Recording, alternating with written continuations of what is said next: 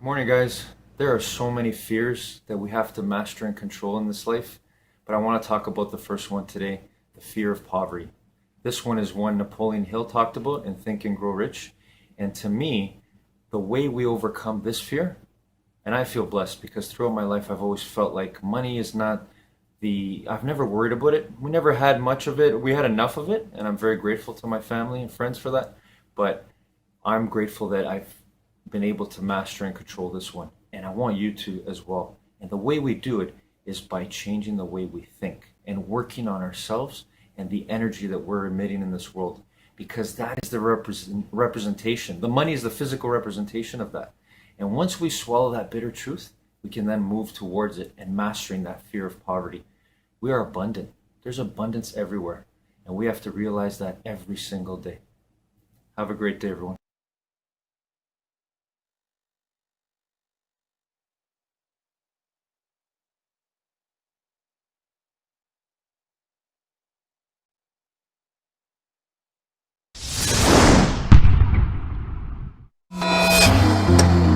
How do you become a billionaire?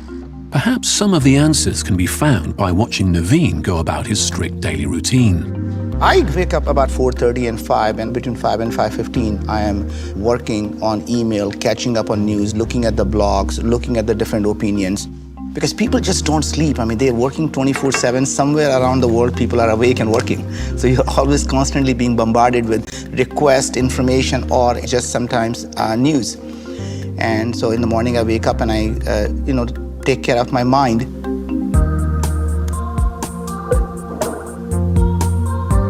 And then after that, I work out, and that's taking care of my body. And then I do meditate before I go to work, so that takes care of my soul. Business is like a war. You have to be completely prepared. And unless you have mind, body, and soul really all ready for it, you just can't fight that battle.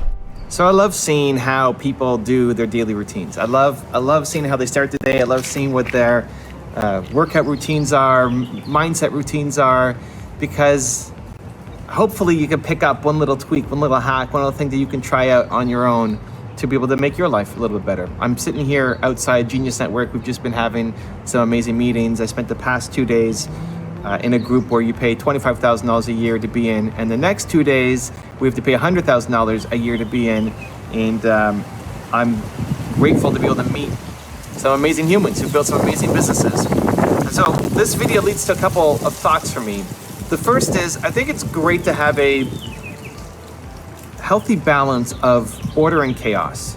Most days you live in order. Most days you should have a morning routine. Most days you wake up and you do the thing you say you're going to do. Most days, whether it's working out or for your business, for your mindset, feeding information into you. I go on my Believe walks every morning. Some of the things I do, right? Somebody asked me yesterday, how do you stay so positive? Well, I go on a Believe walk every morning. I go outside, get some sun. It's nice here in Arizona. Let me show you. It's snowing right now. I'm filming this the end of April, and it's snowing in Toronto. But I'm here. Crazy sun, super grateful. We got palm trees in the back. I'm gonna get some of the sun out of my face. But I go for my Believe walk pretty much every morning. And on a Believe walk, what that is just helping me set my mind for the day. What do I want to accomplish today? What am I doing today? I forget, I forget what my responsibilities are and why I'm doing it. Because no matter how great a day I had yesterday, today I wake up and feel like I'm starting over. And so having something in the morning that helps you remind yourself of the intention that you've got for today, I think is really valuable. It's really helpful. At least it is for me. Having music on, putting music on that makes you bounce, makes you go up, and makes you move. Because when you move, it transforms your mind as well. When your body's moving, your mind starts moving. When your body is slow and lazy and tired, then your mind is slow and lazy and tired as well. And then feeding my brain with knowledge, with inspiration, it's why I make all these videos, because I want to learn from Naveen Jain. I want to learn from Oprah Winfrey. I want to learn from Elon Musk. I want to learn from people who are thinking just way bigger than me. And so I think back to the idea of order versus chaos. Most days you should wake up and be in order. Most days you should wake up and do your routine. Most days you should wake up and do what you said you were going to do, because these are the things that works for you. Every now and then, though, it's great to inject some chaos, because entrepreneurs, we love chaos. And it's great to challenge the order. And it's great to see, is this thing that I was doing, does it still serve me? Does it still work for me? Is it still something that I want to be doing? And so that's where going to an event, going to a conference, going to meet other people, right? So I'm hanging out with all these successful entrepreneurs here in Arizona, and it's great. And a lot of it is a reinforcement of what I'm already doing is working. And you hopefully pick up some nuggets.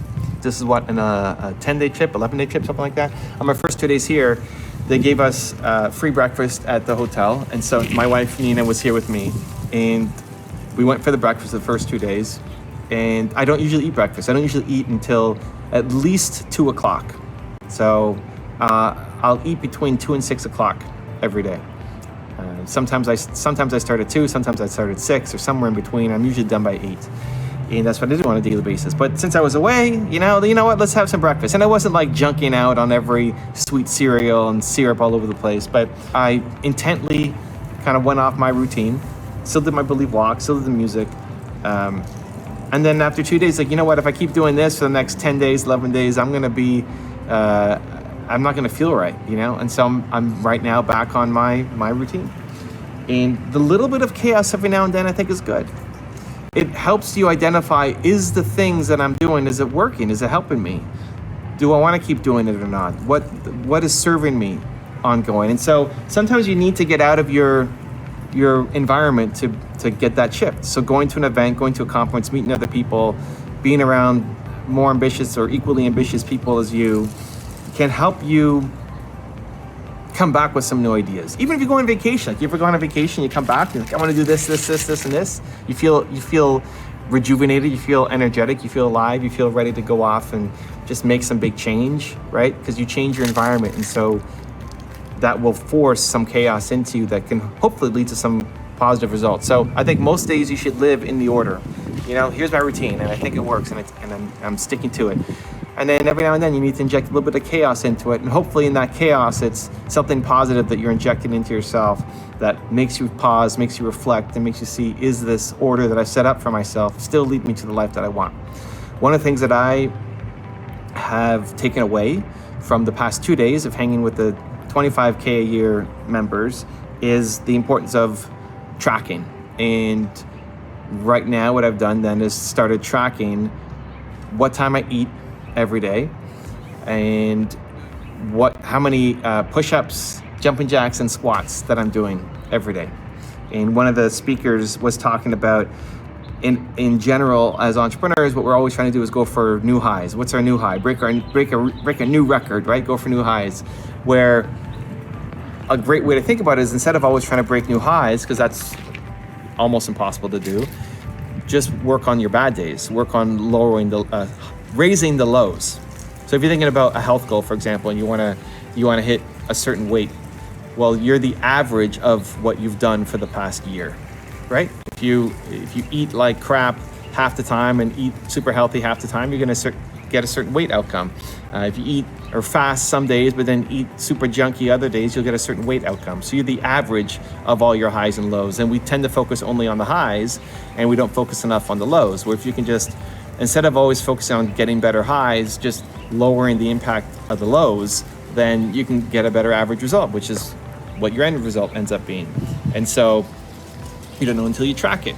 So if you're on a health journey, there may be days you eat super clean, awesome, and you can eat cleaner on some days, great, but you'll probably get the best results by those days where you fall off the rails, where you cheat, where you make yourself not so proud. Where if I'm having breakfast at the buffet at the hotel, on the bad days, you don't let it go too bad.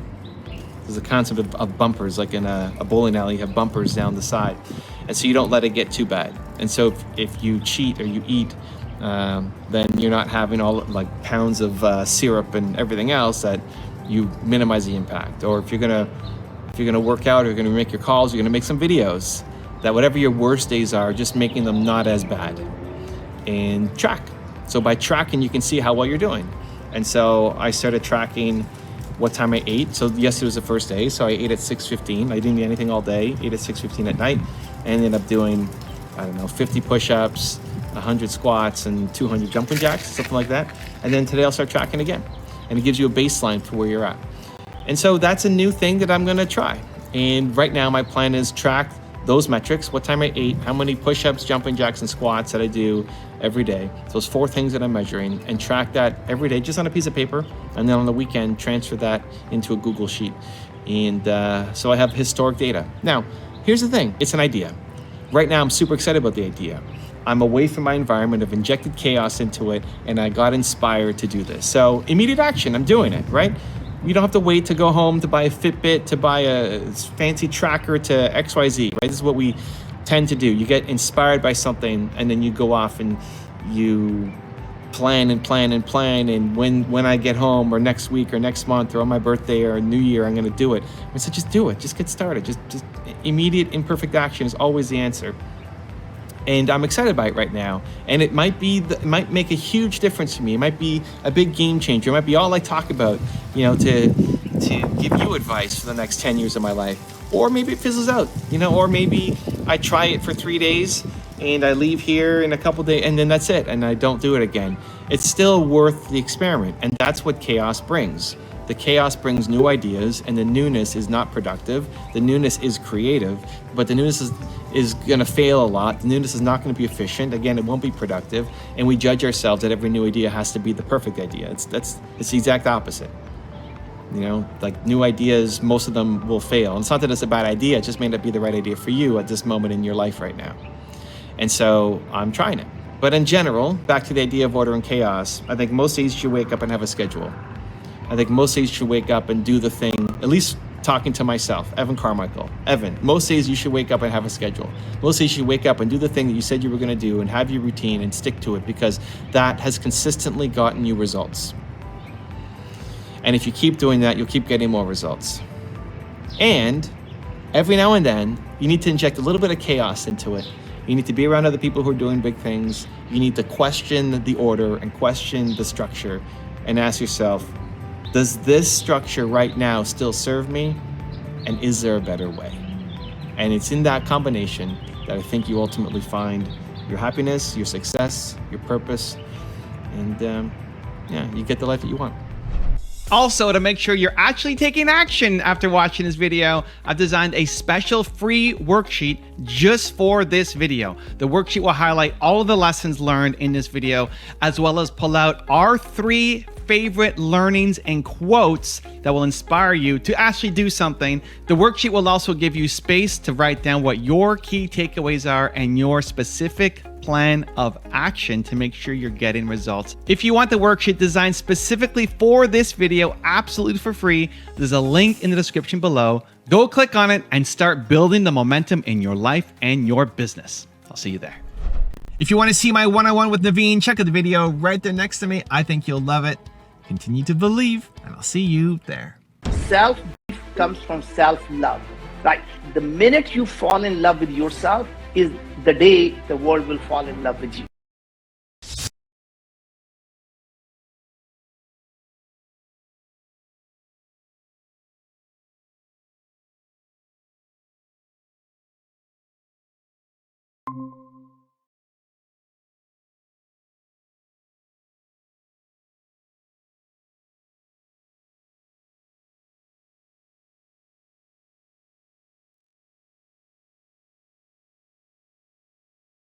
Good morning, everybody. Today in our top 10 rules for success, Oprah Winfrey shares another rule for her that has worked so well for her. She had to kind of overcome this, and that is the idea of work on yourself. So everything that we will achieve, everything we will enjoy in life is going to be really a reflection of how hard we've worked on ourselves. Now, Oprah Winfrey shares with us today that there was a point in her life, and I felt this way too, and I still try to challenge my own thinking about this every day and overcome this, is she felt almost embarrassed, ashamed that she would work on herself. She felt like she had the thought like, I'm so full of myself, or, I'm selfish. This is a thing we have to overcome. And even the greats like Oprah Winfrey have had to overcome it. Now she says, yeah, I'm so full of myself. I'm so beautiful. I want to share myself with the world. So the more we work on ourselves, the more confident we become, the better we can share with everyone else. Have a great day, everyone.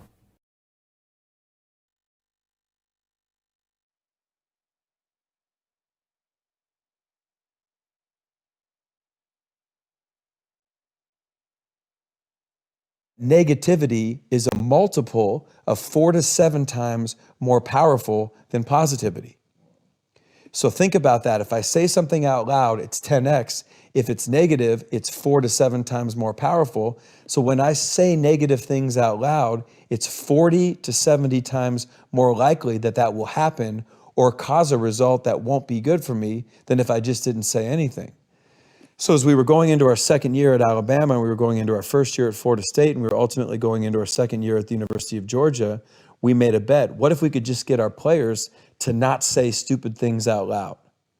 What if we could just do that? Not teach any element of positive thinking, but eliminate conversations about the Heat, complaining about coaches, complaining about circumstances, complaining about situations, verbalizing negativity. But we weren't going to lie to them and say, hey, be positive. We just taught them the data. And then what we did was some of the things that you noticed in the book, the stories in and around negativity are incredible.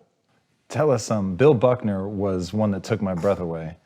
So Billy Buckner, who just passed away recently, was an incredible, an 8-time Gold Glove, a great baseball player for the Boston Red Sox.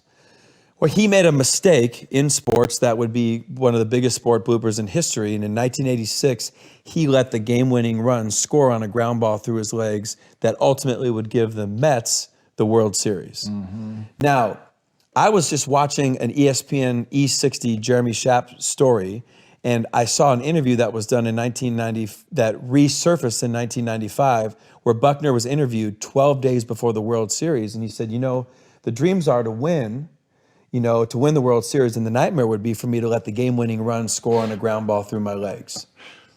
And then ultimately that's exactly what would happen. Now, by saying that out loud, what did he do? He didn't make it happen, but he increased the probability. And this is what I want people to understand. Your internal thoughts are all over the place. I want to push on that. Yeah. Do you think that he makes it more likely because it's going to subtly influence his behavior, or because you're talking to some magical deity that then says, well, you said it, and so I'm going to make it happen? I think that what he did is a subconscious plant. By verbalizing it and knowing that it's 10 times more powerful, he's planting it in his subconscious. He doesn't want it to happen, but it becomes something that's ultimately on his mind, and he gave it more power by verbalizing it. And then wasn't there somebody that said, I worry that I'm going to retire and die at 40 of a heart attack? Right, so Pistol Pete Maravich, a basketball player, I'll give you 2 other examples, but he was interviewed at 26 years old, and he said, I don't want to play 10 years of pro basketball and die at the age of 40 of a heart attack. Well, he played 10 years of pro basketball and in Pasadena, California, died of a heart attack at 40. There's another great story that I saw from a magazine called Success Unlimited in 1973. A guy is hired to fix a refrigerated boxcar in back of a train. He goes into the train, he panics, gets himself locked inside the boxcar. So now he's pounding on the door, there's nothing to do. He starts to panic and thinks he's gonna freeze to death. He finds a pen, he starts writing down, Tom, what's going through his mind, and he writes down, I'm becoming colder. As people, one of the things we do to ourselves is observe and report. I'm not playing well, I'm having a bad day, we're having a bad quarter, my marriage isn't going well. We observe and report. Still colder now, he writes, nothing to do but wait. Half asleep, I can hardly write. Finally, he says, these may be my last words. And I'll show you the article. They open up the boxcar many hours later and they find him and he's dead. But the temperature inside the boxcar was 56 degrees. That's so crazy. The freezing apparatus was broken. There was plenty of air in the boxcar. There was no physical reason for his death. The best they could say is somehow he talked himself into dying. And as you know, the book covers the psychogenic death in and around the Korean War. When the Korean War, 1/3 of all American POWs died, and they said that one of the things that was done in the POW camps was the negativity. They manufactured articles about the United States being bombed. They withheld all positivity. They didn't give them any mail. Believe it or not, there are regulations for POW camps throughout the world. And ultimately, they filled up these healthy American soldiers with all this doubt. A priest would end up calling it give-up-itis, and healthy American soldiers over a period of days would walk over to a corner, sit down, and die of broken hearts. So negativity is the most powerful thing we're combating. Look at our politics today. A positive message versus a negative message, it's no chance. Have you ever read Man's Search for Meaning?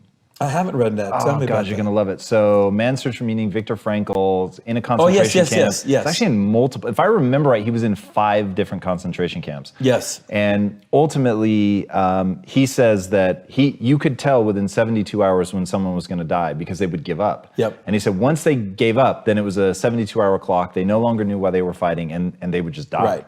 And he was like, but the people that kept a mental image of what they were suffering for, like what it was they Right. were going to do once they got out, for their family, for whatever, he said that they would push through. And it just, I mean, look, there's obviously 1,000,001 reasons to die in a concentration camp. Right. But the fact that even in the concentration camp, they could go, 72 hours, we can peg it Right. because we've seen that person give up. Right. Like, that's just crazy to me. Well, and I just think when I think about being 7 years old in the Tacoma Golf and Country Club and walking off the golf course, and my dad, everybody called him Mr. Positive and this and that. But in fairness to my dad, when he was raised and he was teaching, the only thing was positive and negative. So if you weren't negative, you had to be positive. But that just never made sense to me. And if we could just learn how to not be negative, how to not externalize negative, then ultimately that would help them more than ever trying to be told to be positive. Want to be happy? Build a life, not just a business. Hey, it's Evan Carmichael, and this channel was created to help you overcome the #1 challenge that is holding you back, a lack of belief in yourself. You watch these videos because you know you've got something more inside you too. You've got Michael Jordan level genius at something. So today, let's live your best belief life and learn how to stop the negative self-talk. Enjoy. Rule number 2, focus on the good things with Jack Canfield. Researchers estimate that we think about 50,000 to 70,000 thoughts a day, and that about 80% of those thoughts are negative. Now that's a crazy number. We spend so much time telling ourselves that we're not good enough, we're not smart enough, we're not talented enough, or thin enough. We tell ourselves that we don't deserve the things we want, or that the things we want to have or to experience will never happen. And even if they do, they'll probably be disappointing. Our negative self-talk affects us in a very powerful way. If we think something is possible, we're more likely to make the effort to achieve it. If we think it's impossible, we won't even bother trying. If we think we're a good person who deserves to live a life we love, we will create that life. But if we think we're undeserving or not capable enough, we will sabotage our own efforts without even realizing it. Now, studies show that your thoughts also have a physical impact on your body.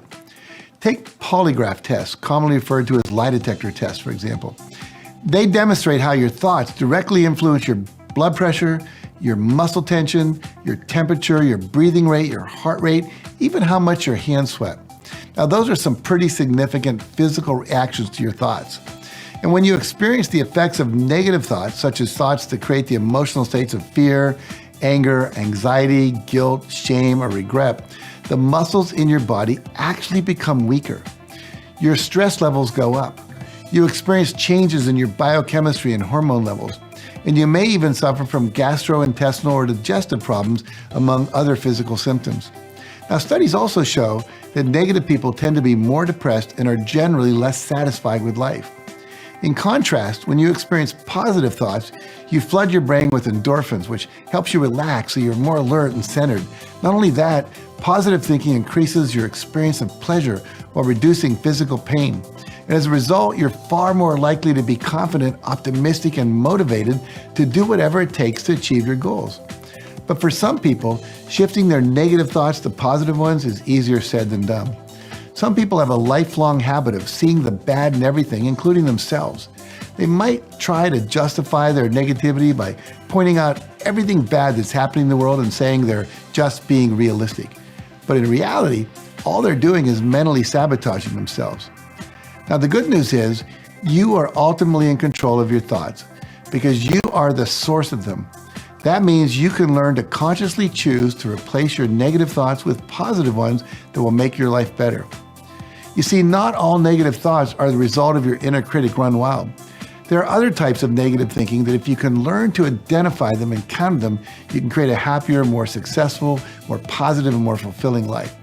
So to help you do that today, I'd like to share 5 of the main types of negative thinking that people do so you can recognize them when they happen and then consciously choose to replace them with something more positive. The first is called always or never thinking. This is when you find yourself thinking in terms of always, never, every time, everyone, no one, and so on. For example, thoughts like, I will never get a raise, or nobody cares about me, or I always screw up no matter what.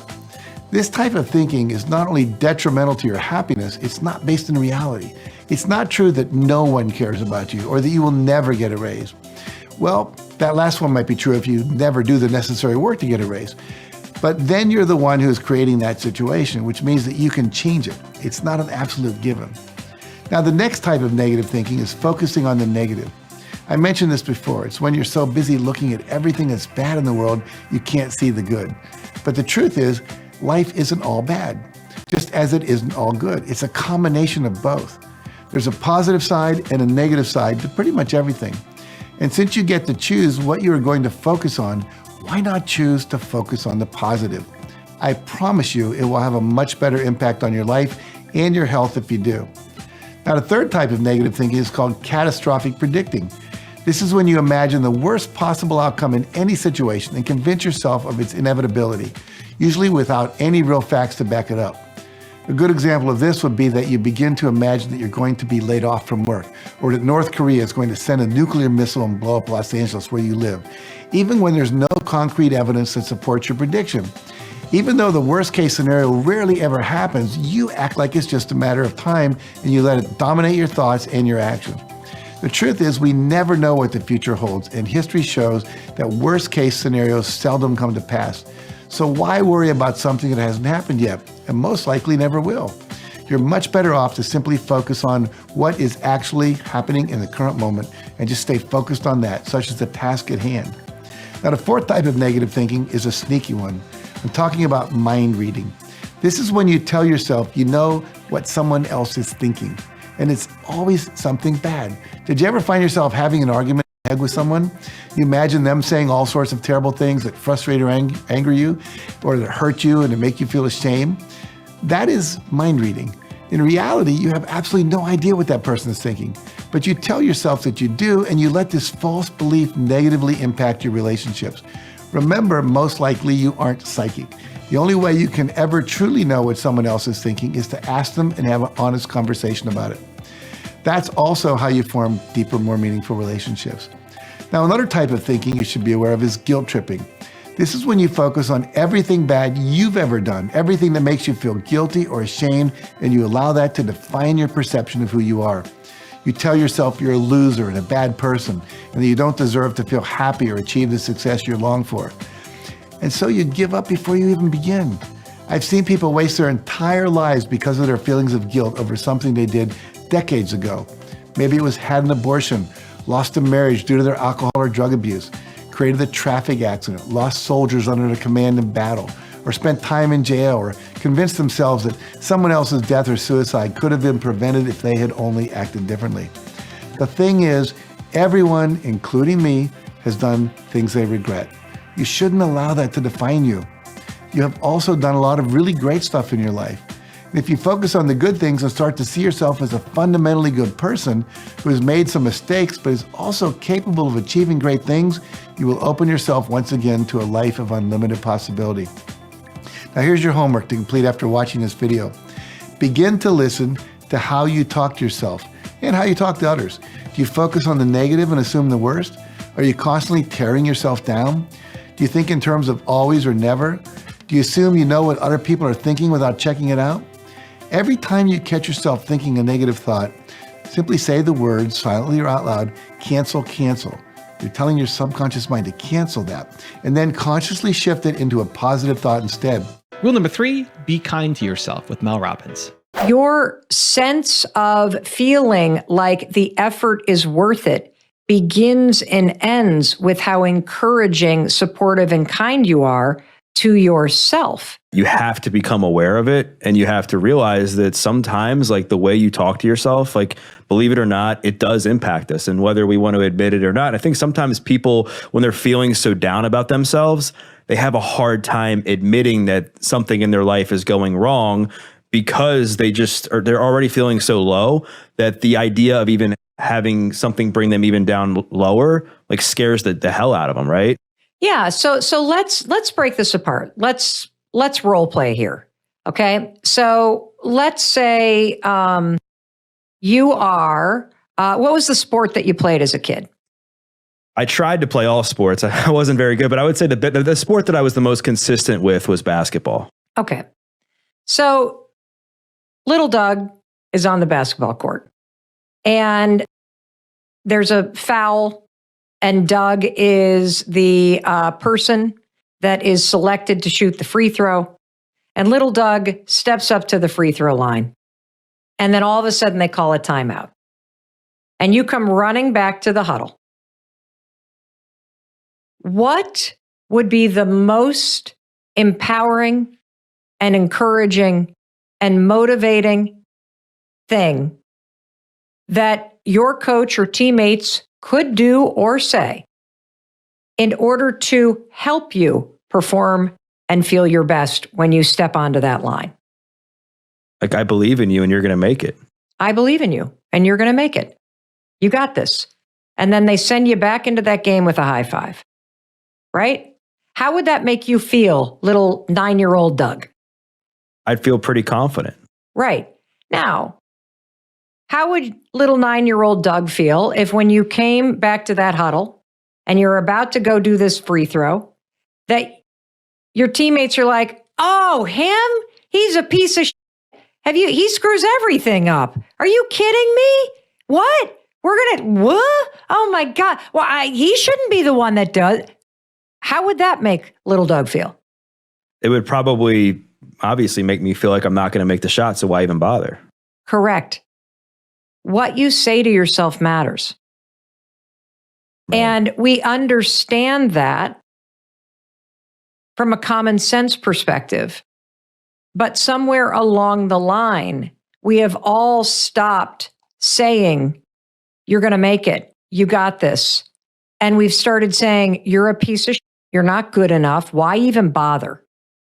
And when you send yourself into a conversation, into a presentation, into even typing up an email, when you start your day by saying, I look terrible, I screwed up again yesterday, I hate my life, that's not going to motivate you to change it. And so your sense of feeling like the effort is worth it begins and ends with how encouraging, supportive, and kind you are to yourself. And, we can also take this little role play exercise and go, well, let's say you miss the shot and you come back to the sideline again. What could your coach say, or what would you want your coach to say to help you get your head back in the game and to brush off the mistake that you just made? Like, you did your best, Doug. You'll get him next time. Like, get back in there. And I have a feeling you're going to be a positive contribution to the team. Yeah, that's right. Shake it off. You did your best. You're going to do it next time. This is you win some, you lose some. Let's go. Now I need you to win some, right? I believe in you. I think one of the role plays that we could maybe go into that I think is pretty common with people is that they acknowledge that they maybe have to start talking to themselves better. But whatever they start to say that's positive, there's this cognitive dissonance because they just don't believe it. Right. How do you get somebody who for the last 10 to 15 years has just been completely destroying themselves self-talk wise, begin to build some consistency with that, so now that becomes a new habit that they're talking to themselves in a more positive way and they actually believe it instead of just saying it? This is a phenomenal and really smart question. If you have been trashing yourself for 10 years, you do have a cognitive dissonance. You don't even hear it anymore. Right. Because that negative, you're a piece of shit, you're not good enough, you screw everything up, first began as something you said. Then it became a belief.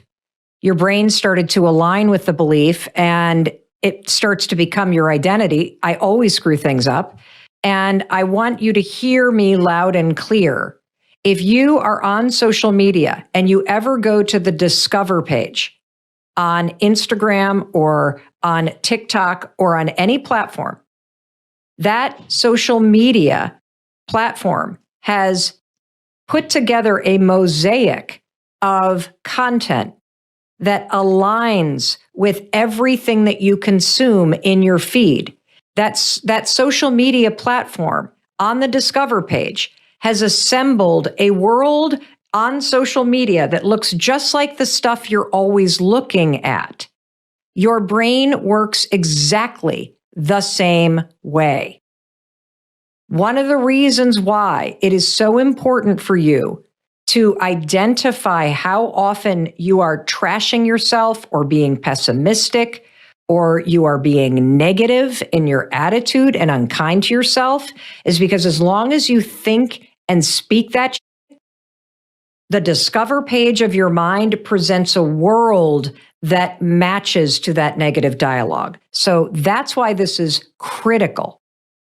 The second thing that you need to do, because you're unconscious to it, right, is there are two things that are going to work, because just trying to speak kindly often doesn't work because you have so trained your mind that you think you're not good enough, that saying, I'm good enough doesn't work because your brain literally looks at you and like, who are you talking to? Like, because I can't be you. So there's two things that will help you based on the research. The first one is journaling exercises, because there is something that happens when you create a new habit where every single morning before you look at that social media, you open up a blank page. And the way that I journal is very simple. I always start by writing down 5 things that I want. And I just let them flow through me. What are 5 things that I really want? And it might be something small. It might be that, I want a really cool new pair of sneakers. It might be something big. I really want to feel happy. It might be something that is a feeling like, this pandemic has kicked the shit out of everybody. I am not immune from the feeling of burnout or the feeling of languishing, the feeling of disconnection even from self that we can all feel when you're isolated for this long and you're remote for this long and you're stressed out for this long. And so allowing yourself to write down 5 things that you want. I want to feel like myself again. It allows the things that you desire to flow through the self-doubt and through the negativity and through all the crap that buries it and pushes it down, and it allows it to come to the surface. And the writing it down is important because your mind is paying attention. That Discover page that your mind creates pays attention to what you say is important. And if you begin a new habit of just starting your day with a blank piece of paper and writing down 5 things that you want, every day, it can be the same things every day. It can be different things every day. You just allow yourself to do this. You will start to build the skill of being connected to what you desire. You will start to develop a skill of tuning out the self-doubt and tuning into what you want.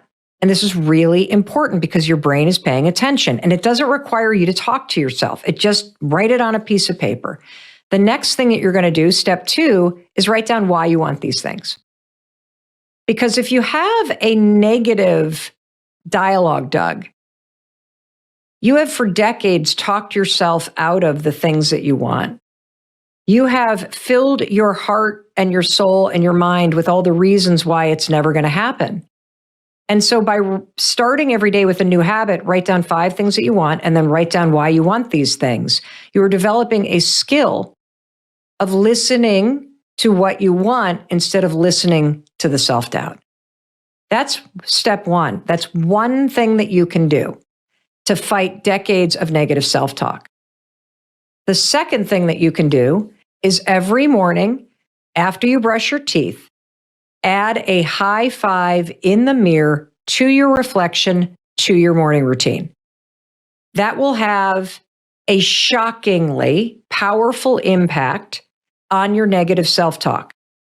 And the reason why it does is because your brain watches you do it, and you only give a high 5 to somebody that you believe in, that you're rooting for, that you're kind to, and that you want to see win. And what we've found based on researching this simple habit, adding a high five to the mirror every single morning. You don't say a word. As stupid as it sounds, just high five the mirror. What we have found after researching this for 18 months and having 153,000 people from 91 countries do this for 5 days is that it has a profound effect on how you speak to and how you see yourself, because it is an action that demonstrates to your brain that you care about yourself and you support yourself. And so those are two physical things that you can do to start to shut down and fight back against the critic that is programmed into your head.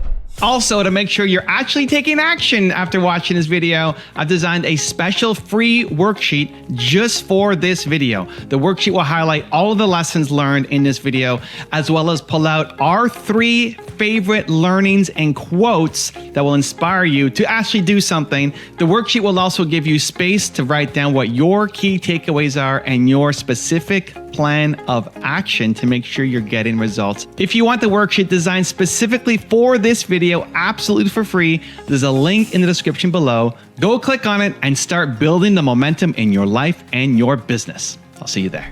Rule number 4, choose your words carefully with Bruce Pulver. The power of my words absolutely have an impact on everything I do. However, we are often taught that our actions speak louder than our words. But what I learned in this moment is that my words trigger everything. And if I pay attention to the words I use, I can more effectively drive my outcomes.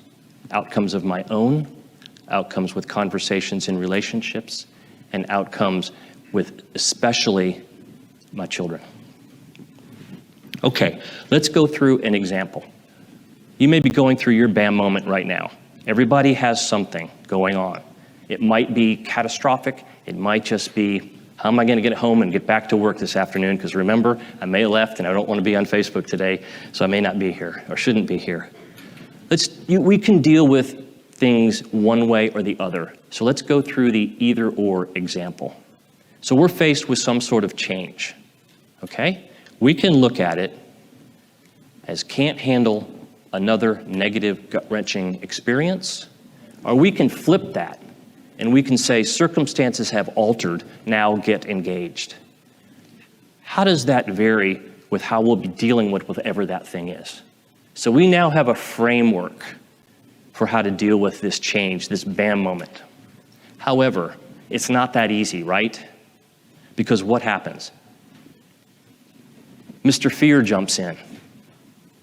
So we can look at fear either as I fail every attempt regardless,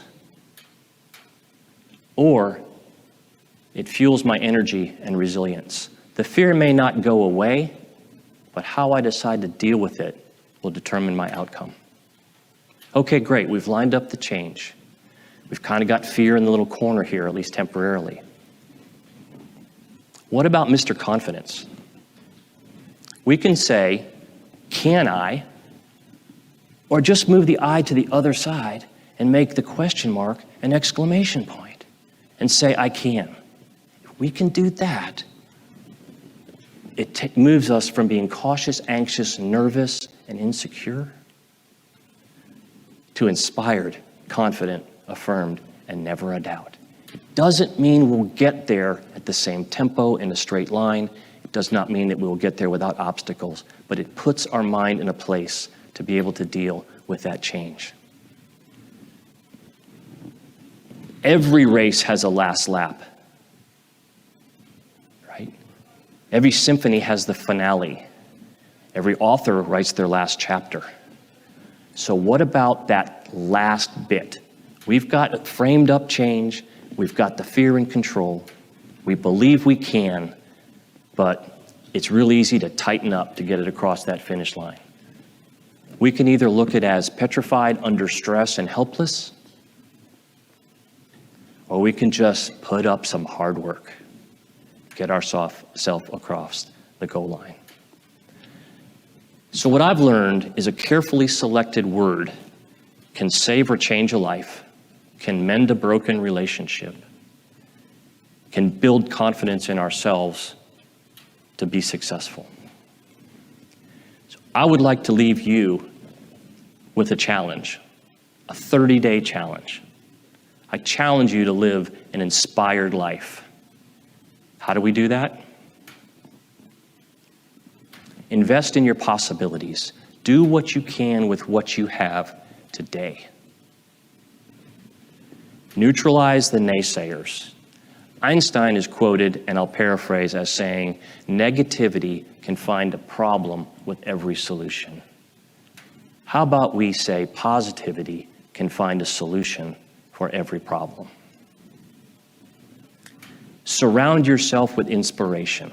The books you read, the people you surround yourself with, the music you listen to, because that will give you inspiration. Put your yes in motion. Start everything with you expect success. Yes. Insist you will, then do. Doing beats wishing. Do hard things. If you do hard things become easier to do. The batteries will go low.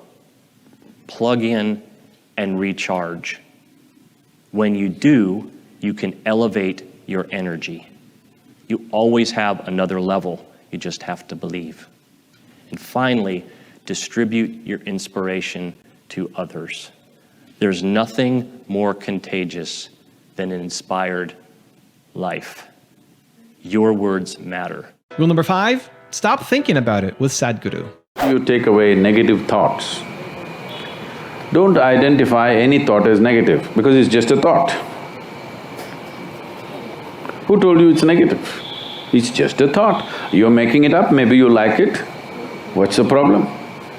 If you understand it's just a thought, it has no power. If you think it's a reality, then it destroys you. It's just a thought, isn't it? Is it true that you made up the thought? No? You're having doubts about it because you are not thinking, you have a mental diarrhea happening. Yes, it's simply happening. The word thinking means you are exercising your thought process consciously, isn't it? Yes? Thinking means you are doing something consciously. Right now this is in a state of mental diarrhea, it's just pouring all the time. Now, what is negative about it, what is positive about it? What is negative is, it's happening unconsciously, that is what is negative, not the content. You thought about a devil, that's negative, you thought about a god, that is positive, there's no such thing. The most negative thing that's happening right now is it's happening unconsciously. That is what is negative about it. And a whole lot of people have destroyed themselves trying to stop those thoughts that they think are negative. And they try to fight them in so many different ways. You create these things and then you fight them. It's your thought. You must be able to throw it and roll it back whenever you want, isn't it? You must be able to roll it out and roll it in as you want. But right now, your own ghosts have become so big that you want to fight them. If you win, you're really lost. Because something that is not true, if you fight and win it, you have really lost it, isn't it? So there is no such thing as negative and positive thought. Either it's a conscious thought or it's a diarrhea. So, how to stop this?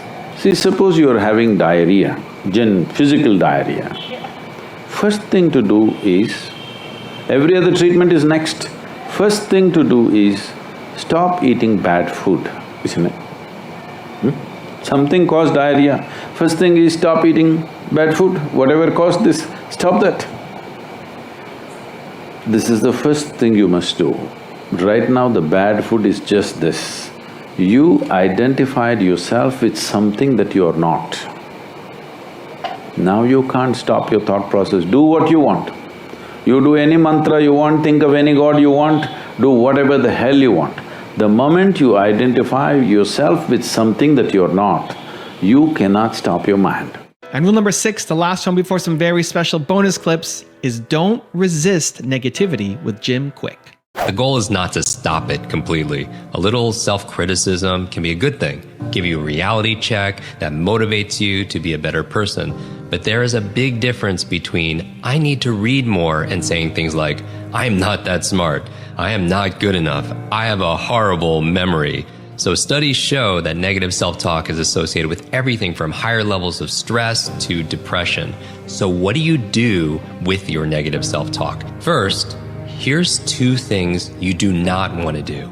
You don't fight them and you don't fight for them. What do I mean about don't fight them? What I mean by that is don't try to resist doing these things because, as you know, what you resist persists. If I ask you not to think of a big purple giraffe, don't think of a big purple giraffe, don't think of a big purple giraffe, what do? You see that big purple giraffe in front of you, right? So don't resist it, don't fight them. And the other thing is, don't fight for them. Don't fight for them. A lot of people, they're always fighting for their limitations. They're talking about how they can't remember things. They can't remember names. They're so overloaded, they can't keep up. And here's the thing. If you fight for your limitations, you get to keep them. If you argue for your limits, you get to keep them. So, how do you stop beating yourself up and replace this negative self-talk? You could do so using the magical words abracadabra. Abracadabra. You know, the word abracadabra is derived from an Aramaic phrase that means, I create as I speak. In the Hebrew language, this phrase translates into, it came to pass as it was spoken. You know, words indeed have power. As a memory aid, I want you to remember the first 4 letters, ABRA. A-B-R-A. The A stands for acknowledge. Acknowledge that it's there, don't resist it. Remember, what you resist persists. The B in ABRA stands for breathe. Breathe. Take a breath now. Controlled breathing not only keeps your mind and your body functioning at their best, it can also lower your blood pressure, promote feelings of calm and relaxation, and help us to be able to de-stress. Breathe in what you want, and then the third step is, the R is release. Release what you do not want. You can't lead a positive life with a negative mind. So you want to, as you exhale that breath out and let go of the limitations, let go of the hurt, let go of the helplessness. And finally, the last A is align. Align. Use your imagination and create a new phrase or a new belief that is more aligned with really who you are and what you really want. It might be something like, I have a great memory. I learn things quickly and easily. My focus is my gift. I really do have a quick brain. The magic trick is to go beyond just saying it. You really want to experience it. You want to go in and see it, step into this new belief and see how it really feels. So again, when you want to replace the negative self-talk that holds you back, remember ABRA. Acknowledge, breathe, release, and align to what you really want. Do this, and you will unleash the magic of your quick brain.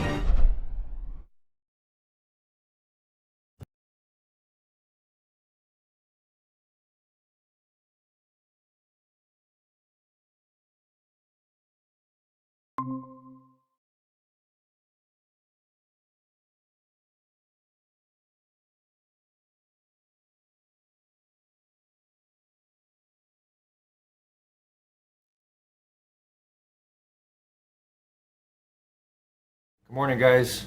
I got another story from Les Brown I want to share today. This is related to fear. We're talking about fear. We're working on our fears every day, trying to overcome them.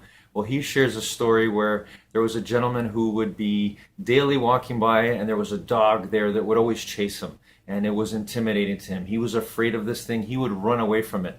And this made me laugh when Les Brown ended the story by saying that As once the man realized when he went close to it and realized when it was barking at him that it had no teeth, he was the one that became empowered and then, shooed the dog away and overcame that fear. So sometimes the point is, sometimes our fears are not even close to what we think they really are. There's no teeth in them. And so I love this story. It makes me laugh, and I hope we use it as we live, laugh, and love our way to infinite mind wealth. There may be no teeth in your fears. Have a great day, everybody.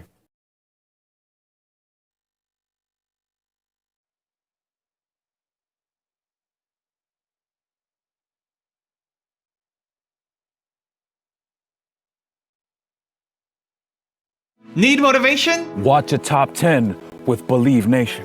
Hey, it's Evan Carmichael, and I make these videos because you are probably the most ambitious person in your circle, but you know you're capable of more, and you get that push by surrounding yourself with the best. So today, let's learn from one of the best, Joe Dispenza, and my take on his top 50 rules for success. Enjoy. If you could give everyone in the world an experiment to do for 30 days, one activity that they'd have to do every day for 30 days, what would it be? I would ask them to take out a piece of paper and write down every thought that they've been thinking that's standing in the way between their future and where they are. To write down every habit or behavior, even how they speak, that stops them from becoming the person that is healthy, wealthy, or free. And then to begin to recognize the emotions that keep them in the same state of being every single day and become so conscious of those thoughts, behaviors, and emotions that they wouldn't let any of them slip by unnoticed by them. Then I would have them write down the thoughts they do want to fire and wire in their brain. I would have them write down what the behaviors look like of a great person that they wanted to become.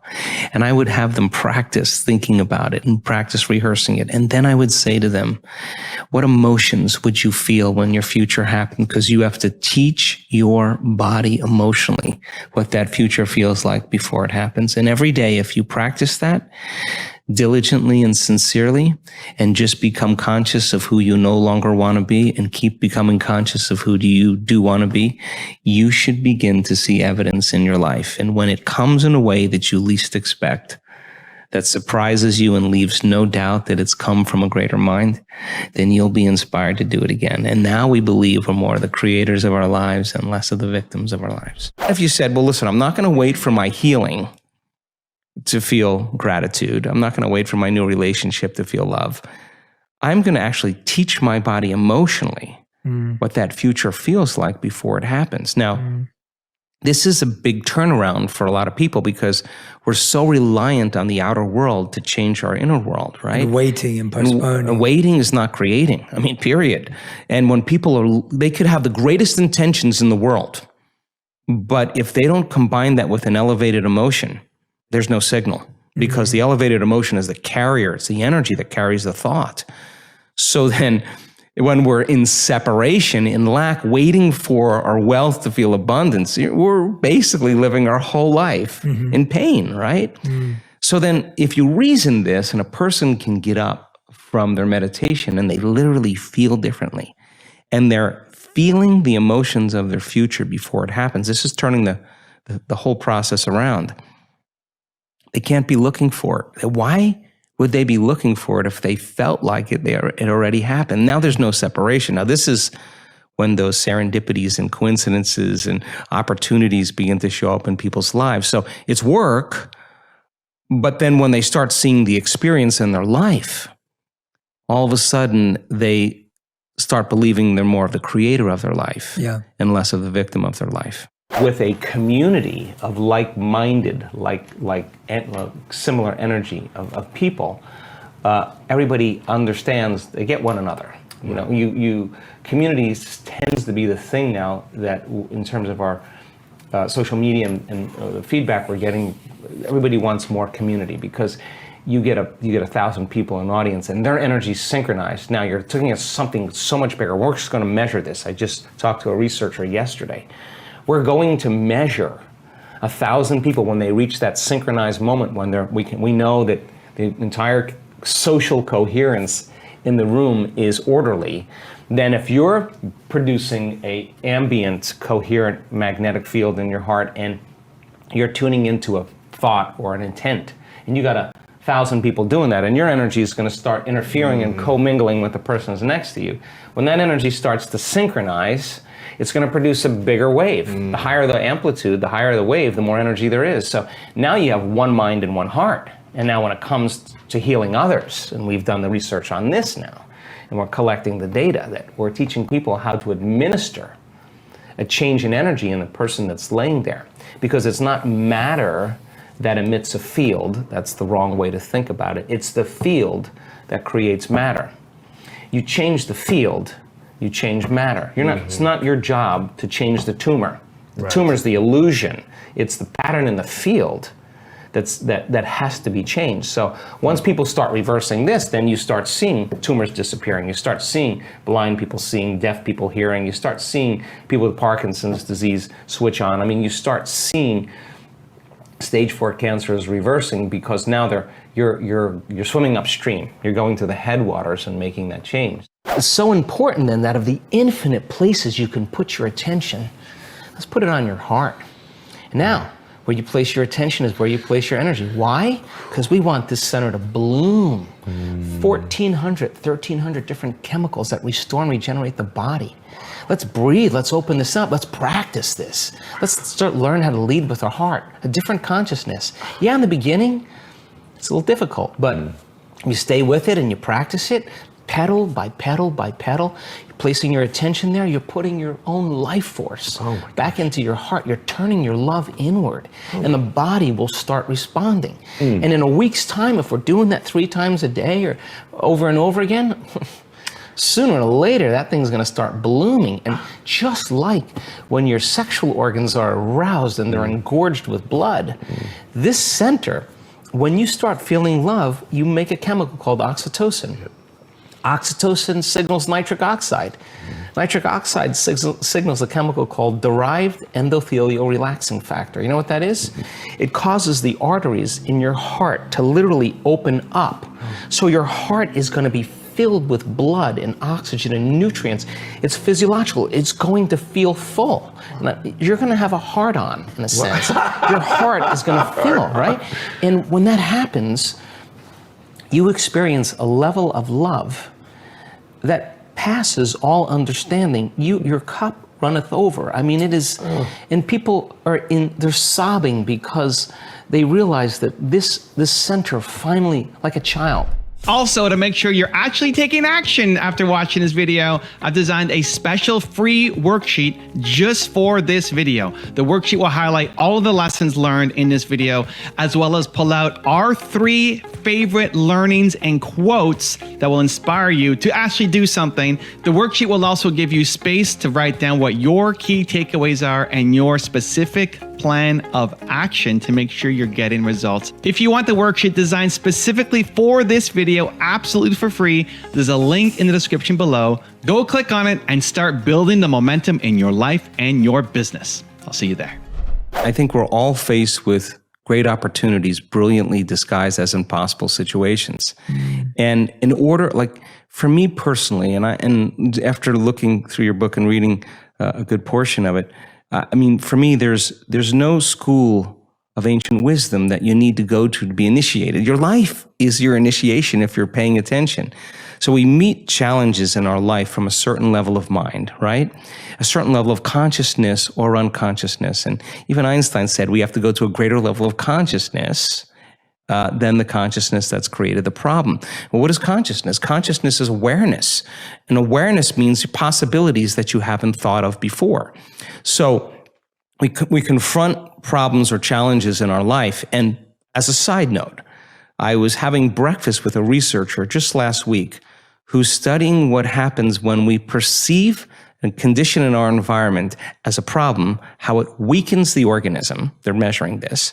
And when a person sees it as a challenge, how they draw energy, they raise the energy of their body back into order. So if we said, I want to be wealthy or I want to be healthy, well, what you want to be that because you're not it. So the initiation of going from not it here to it here, you're going to have to climb some steps, and there's going to be some blind spots. So you try it out and it doesn't work. Well, that's because there's a part of you that's still in a habit. There's part of you that's still unconscious. Okay, so what is it about myself and that circumstance that I am feeling about that circumstance, and that feeling is causing me to think about it? So you say, oh, it's impossible, they'll never change.'t hire a hitman, I'll hire the mafia, I'll hire an attorney, I'll have my friend's friend to talk to him, and nothing changes, right? Well, you're not separate from that experience. You're involved in it, and how you think and how you feel broadcasts energy into the field. So your energy is the same every day, and as long as your energy is the same, nothing's going to change in your life either. And nobody changes until they change their energy. So then, what piece of knowledge, what piece of information, what would love do? What would greatness look like? Okay, I don't know. All right, well, certainly somebody in history has faced this problem. Don't get on Facebook and say, does anybody have any answers? Go look it up and study and read and learn. You'll own it. And you'll say, wow, that person that was wealthy, they failed 500 times. Yeah. Well, hell, I had the wrong view of wealth. Okay, then failure's not a thing. I got to overcome failure. Well, yeah. Just climb the step. Yeah. Okay, I'm reacting to that circumstance with the same emotion. That emotion is firing the same thoughts. I'm broadcasting the same energy into the field. If I were facing that circumstance and situation again with that person, that circumstance, what do I learn from that circumstance? How could I do it differently the next time? Find out a solution and rehearse it. Install the circuitry so when you get in the circumstance, you're not going to respond in an automatic habituation. Yeah. Now you're at a greater level of consciousness. Now you're looking at possibilities that you weren't looking at before because you were unconscious. Now, that process of trial and error is so important in the spiritual path. How many times do we have to forget before we remember? And then we remember and we forget again. And it takes constantly remembering until we stop forgetting. And when we get to that point, now we're conscious. Now there's wisdom. And wisdom is the memory of the experience without the emotional charge. Now you're ready for the new adventure. So then people draw conclusions and say, oh, it's that person that ripped me off. It's that person that what, now you don't create your reality? Oh, you only create your reality when things are good. No, well, somehow you got to tango through this. Somehow your objectivity in not reacting emotionally is going to change the energy of how you address this situation. Consciousness is awareness. Awareness is paying attention and noticing. And so 95% of who we are by the time we're 35 years old is a set of unconscious automatic programs that we've just practiced so many times that we're not consciously thinking about those. So in order for you to change, to answer the initial question that you asked, the first step is you got to become conscious of your unconscious thoughts. And you got to start looking at those hardwired thoughts that you think every day that are just circuits that have been fired and wired together. How do we do that? Should we write a list at the end of the day, or what are the most common thoughts we had that day? Like, how does someone become aware of You don't their have to do that. You just have to sit down, close your eyes, and not move. And then you'll start seeing. What am I thinking about right now? Yeah, and all you want to do is observe the thought, because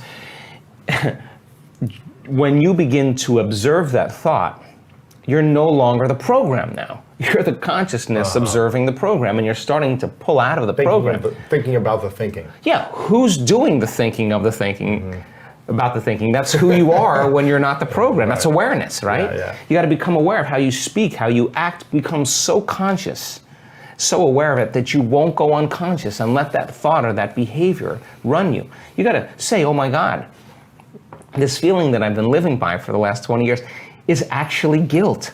I didn't know it was guilt because it just feels like me. And all of a sudden, as you start becoming conscious of it, you're beginning to objectify your subjective self. You're pulling out of those programs, and nobody likes to do that because it's uncomfortable. They'd rather turn on their cell phone, start texting, get on the internet, watch TV to distract them from that moment. And that is what they have to move through in order to get to their own personal freedom. So the first step is becoming conscious. And meditation means to become familiar with, to become conscious of, to become so conscious of your unconscious self that you won't go unconscious to any thought, any behavior or emotion.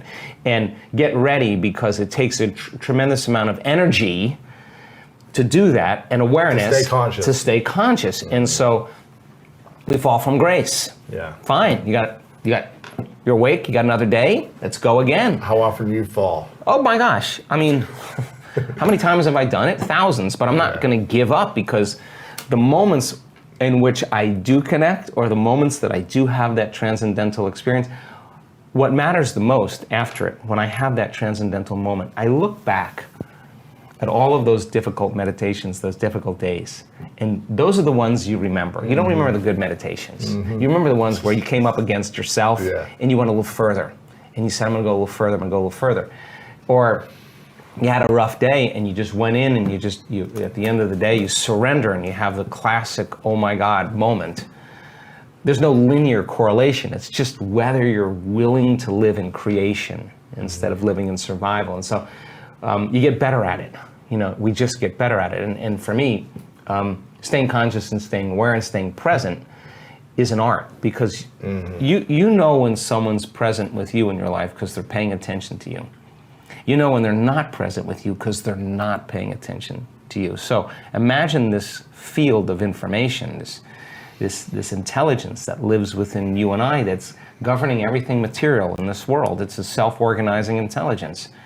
You have access to it, so you better get present with it as well as you can get present with anything else. And just because you can't see it doesn't mean it doesn't exist.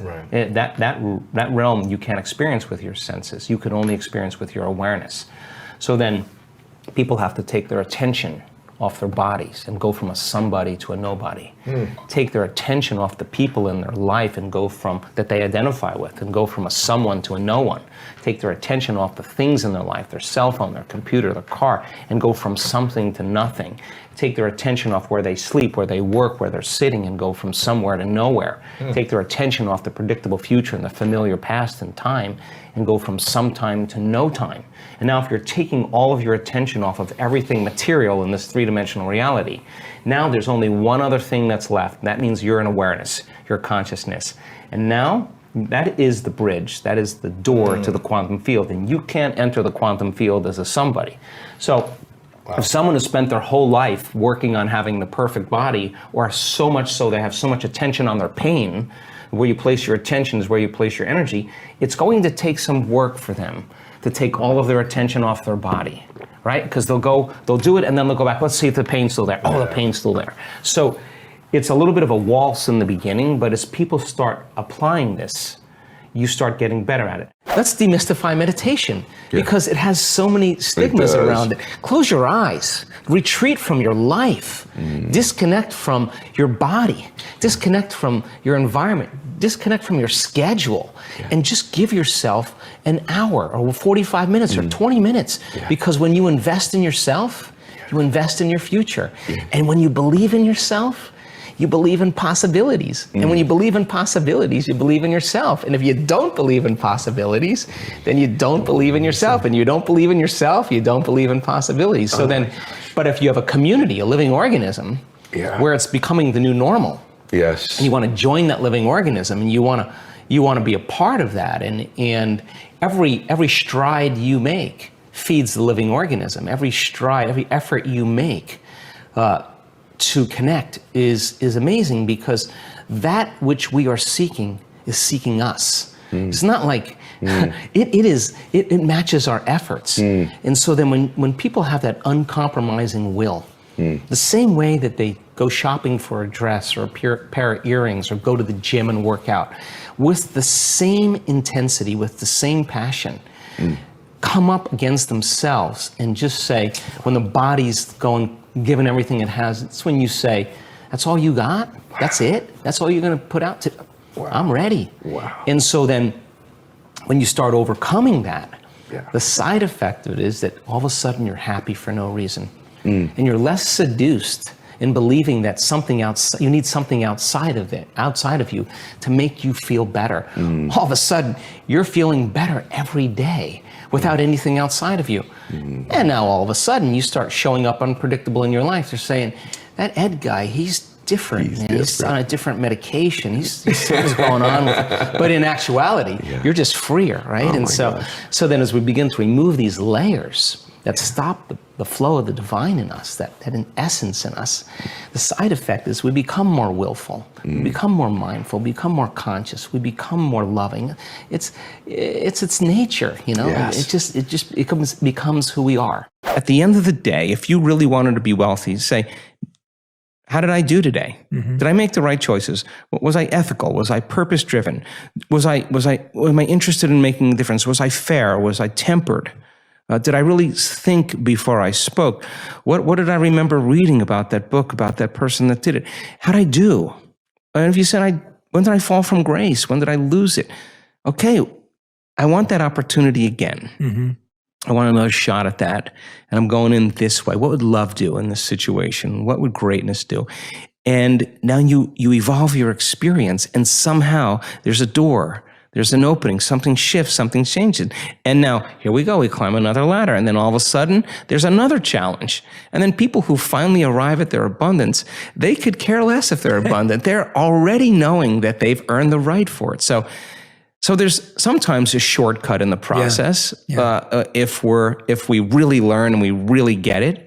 But the trial and error is so important because not only is the person earning the right to be wealthy, but they're earning the right to live in worthiness, worthy to receive. Like, hey, people come to our work all the time for a lot of reasons, and one of the common reasons is they want to get healthy. And because they're dealing with a very serious health condition. And I always say the same thing to them. Stop wanting to be healthy. Learn the formula on how to get healthy. Learn the formula on how to heal, and the healing will be the side effect of it. If you're obsessing about why am I not healed, you're still the old person. You're going to become that person every day, right?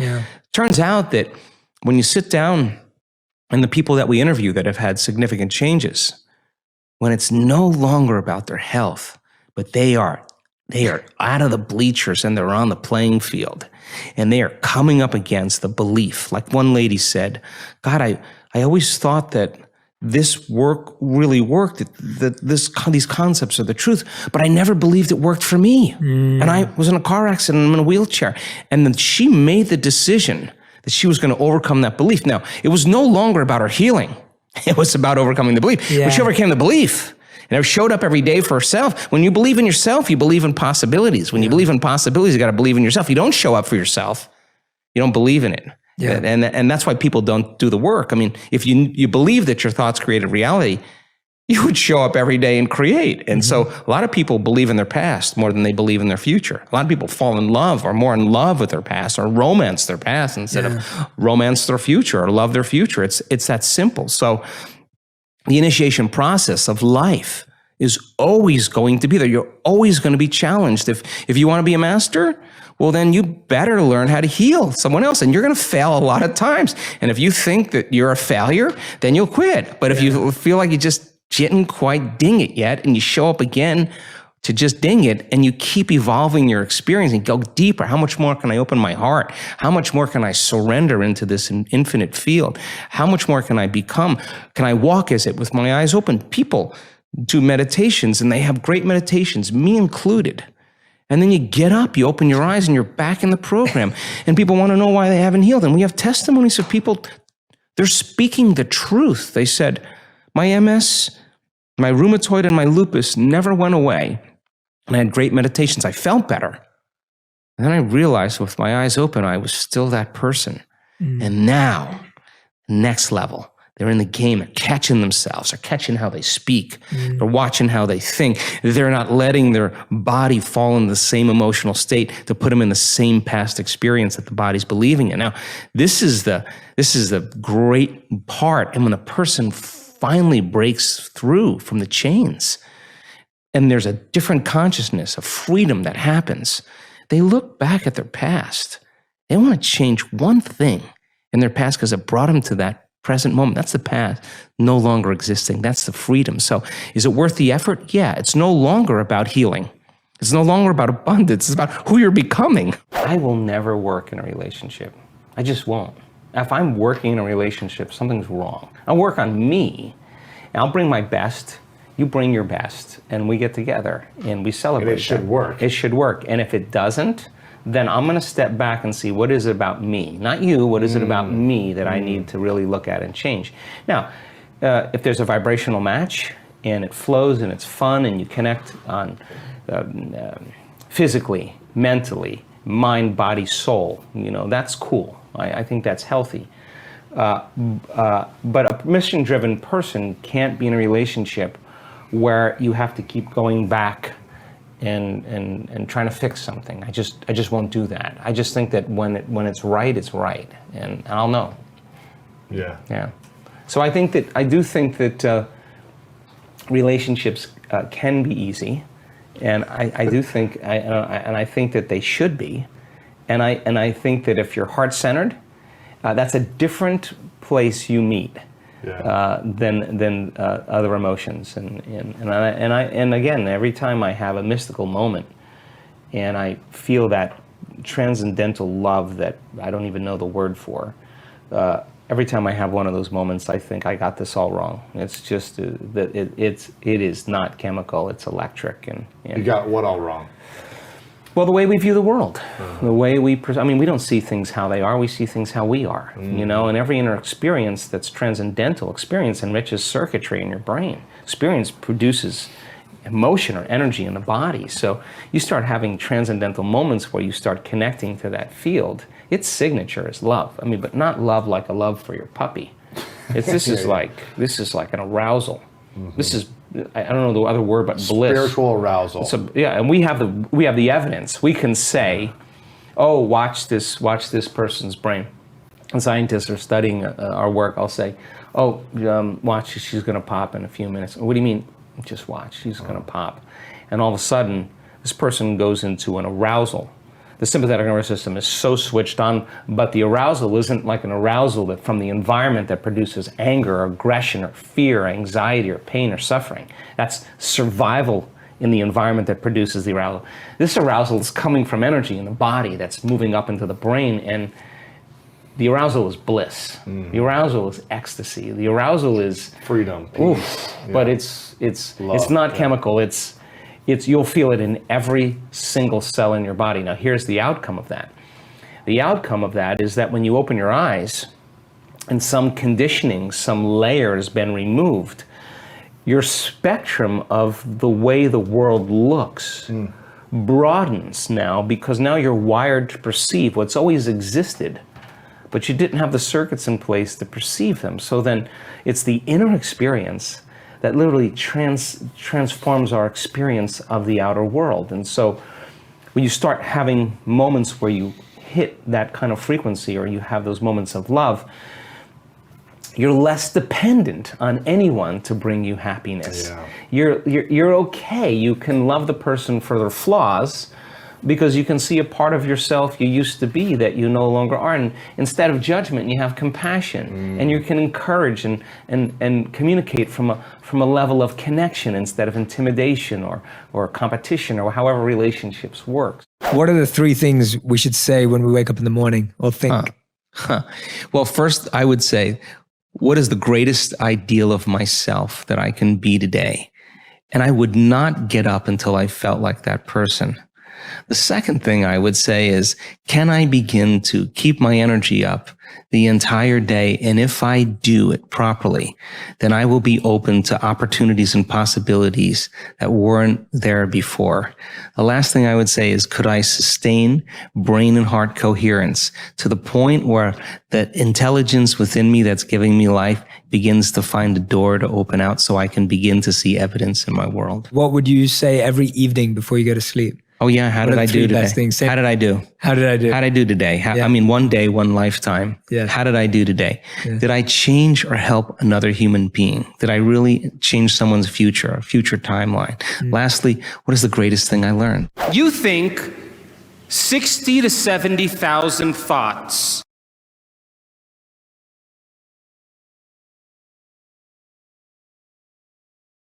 you.